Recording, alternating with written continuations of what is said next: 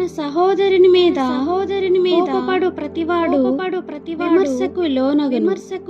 తన సహోదరుని చూచి వ్యర్థుడా అని చెప్పువాడు మహాసభకు లోనగును. ద్రోహి అని చెప్పువాడు నరకాగ్నికి లోనగును. కావున నీవు బలిపీఠమునొద్ద అర్పణము నీ మీద నీ సహోదరునికి విరోధమేమైనను కలగడ నీకు జ్ఞాపకము వచ్చిన ఎడల అక్కడ బలిపీఠమునెదుటనే నీ అర్పణము విడిచి మొదట వెళ్ళి నీ సహోదరునితో సమాధానపడు. తర్వాత వచ్చి నీ అర్పణము నర్పింపుము.